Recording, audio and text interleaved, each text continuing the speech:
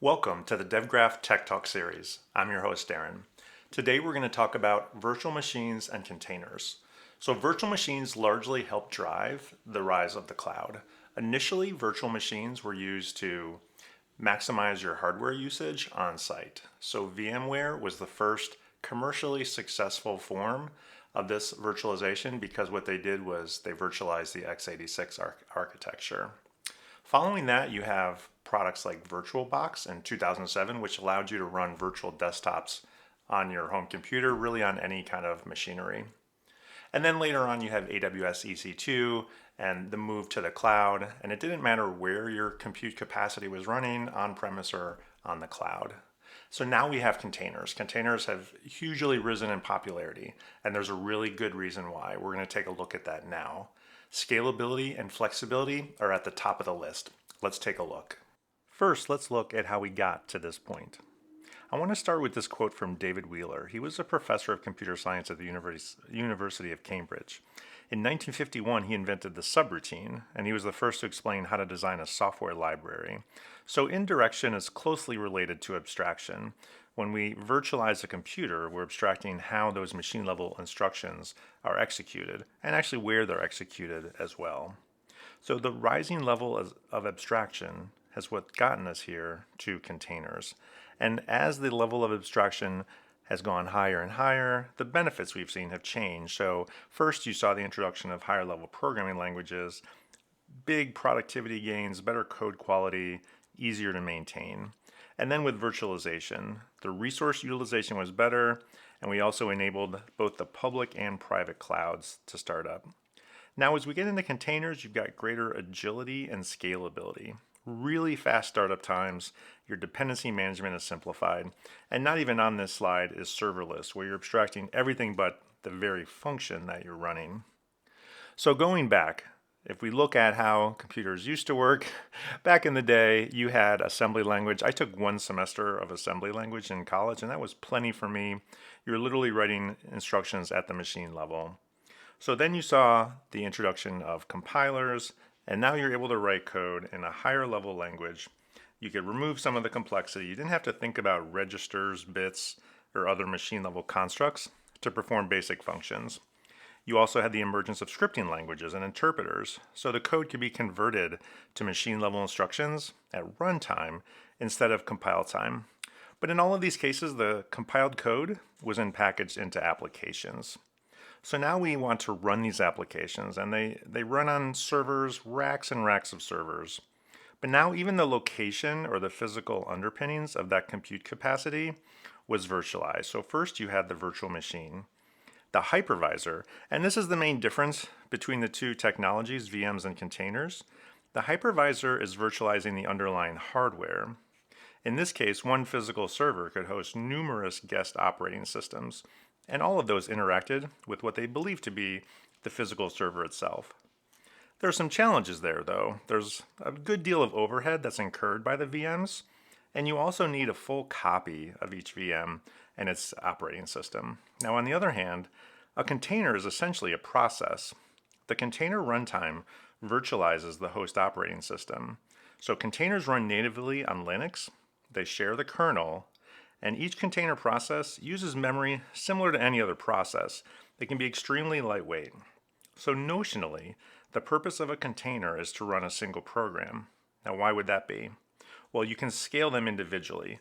Each container is going to have its own metrics, monitoring, and ability to auto-scale. Now, what is one of the main reasons that the container can be so compact and portable? And that is because it's built on this concept of the union file system. So let's take an example. If I had a virtual machine image that was 200 meg and I wanted to run 5 VMs, I would literally need 1 gigabyte, the 200 times 5. Whereas containers, it's only going to take a little over 200, because as you can see in this diagram, a container image is made up of a base layer, which is overlaid by a number of read-only layers. And then when the container runs, there's actually a thin writable layer that sits on top.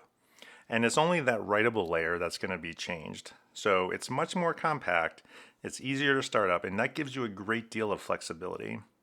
So to run containers, you actually need two things. you need to be able to create the container image itself and package it up. So for technologies like this, there are things like Docker and other platforms. And then you need an orchestration and a runtime platform. This is something like Kubernetes and platforms like EngineYard Kontainers, which we're going to talk about at the end. But one of the key benefits you get is that, mentioned here, this Docker file specifies what goes into the image. So you have essentially infrastructure as code. Now this is an example Docker file from a Ruby on Rails application. And I start with the first line of base Ruby image. So from there, the next line we install Node.js. And this actually creates a second layer if you think back to our diagram. And subsequent lines could add additional layers. And you're actually going to see that when you're changing your Docker file over time, it can actually reuse these cached layers. You'll note that I'm using a specific version of Bundler, and all of this goes into a version-controlled file that defines exactly what my runtime looks like. So there's no dependency issues. It's all specified right here. One really nice benefit is that because containers are simply a Linux process, their startup time is extremely fast. So we're talking milliseconds as compared to many seconds for a VM.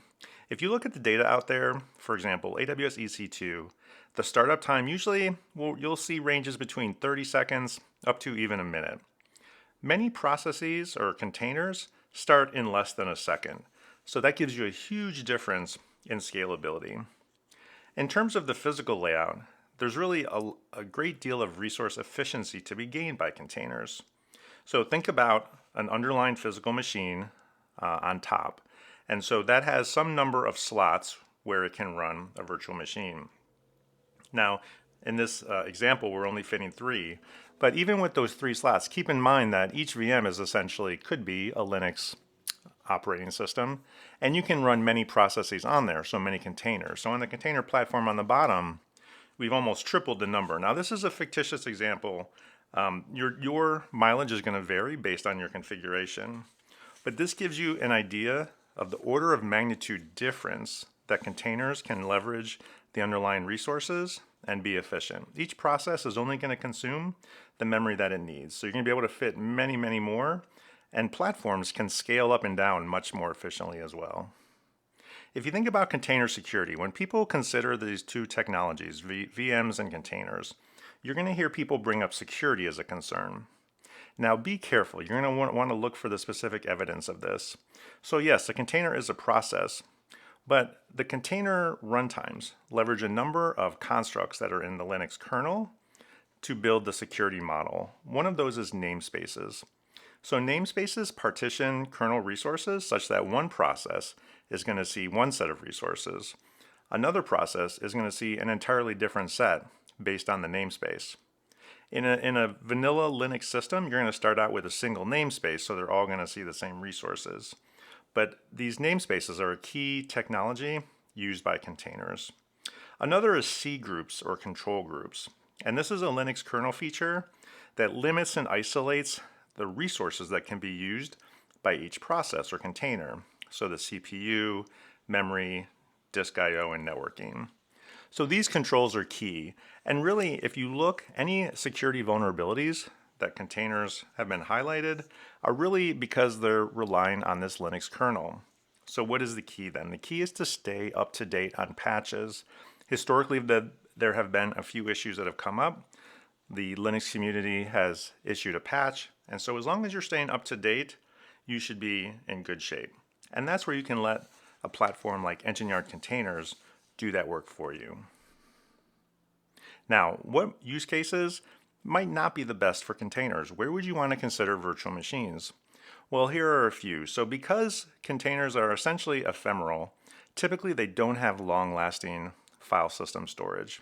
So if you have something where you require long-term storage or want to run a database, typically you would run that outside of the container in today's environment. Many applications that run in containers generally will use a separate database or other storage mechanism. We talked about security a minute ago, but sometimes you may have requirements, accreditations, or compliance where you need to completely silo your environment. And in this case, virtual machines might be a better choice. For example, AWS offers dedicated hosts where only your VMs run on the underlying hardware. And sometimes these are a requirement that you have to meet. And then also, like I said, containers are gonna leverage the Linux kernel very specifically. So if you need to run multiple operating systems, perhaps you have a Windows component in your application, then VMs may be a better choice for you, or at least for that portion. So one of the things that we would like to encourage you to do is check out EngineYard Kontainers. You're going to be able to leverage all of those benefits of containers. We're going to keep the platform and the infrastructure up to date on security patches, and also provide you push button deployments to really move to the no ops kind of philosophy and get all of this running really with very little effort on your part. So visit us at engineYard.com, check out EngineYard Kontainers, and we'll see you next time on the DevGraph Tech Talk series.